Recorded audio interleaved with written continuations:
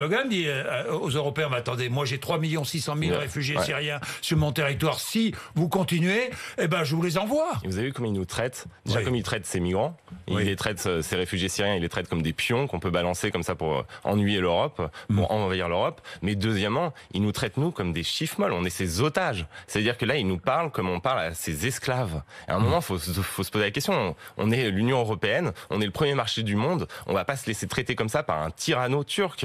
Il y a un sursaut qui est absolument nécessaire. Je veux dire, on peut pas gueuler contre Poutine parce qu'il nous fournit du gaz. On peut pas gueuler contre Erdogan quand il envahit le Kurdistan syrien parce que il a les réfugiés sur son sol. On peut pas gueuler contre les Chinois parce que ils nous construisent nos iPhones.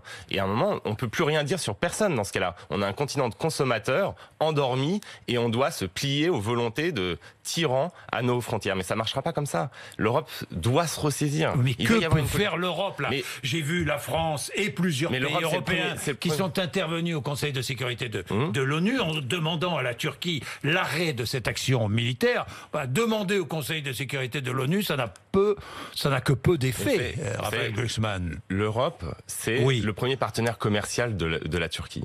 La Turquie veut une union douanière plus poussée avec l'Europe. Il est possible pour l'Europe de faire pression en retour. Il est possible d'envisager des sanctions contre les personnalités du régime Erdogan qui sont liées à cette invasion du Kurdistan syrien. Il est possible, enfin, de questionner la présence de la Turquie dans l'OTAN. Je veux dire, c'est notre allié. Là, on se retrouve dans une situation tellement lunaire. On a un allié de l'OTAN qui fait la guerre contre nos alliés sur le terrain contre le terrorisme islamiste.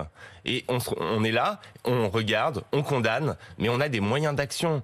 Et pour ça, pour que l'Europe puisse avoir une voix, parce que ce qui se joue aujourd'hui, c'est quoi? Ce qui se joue aujourd'hui, c'est que les États-Unis, en fait, mettent fin à leur hégémonie sur la planète. C'est la fin d'un empire. La fin des hégémonies, notamment de l'hégémonie américaine. Voilà, c'est la fin de l'hégémonie américaine. Avec la naissance d'hégémonie régionale. Ça se termine en farce. Hégémonie turque, par exemple. Farce à Washington, avec les tweets de Donald Trump, mais en tragédie sur le terrain.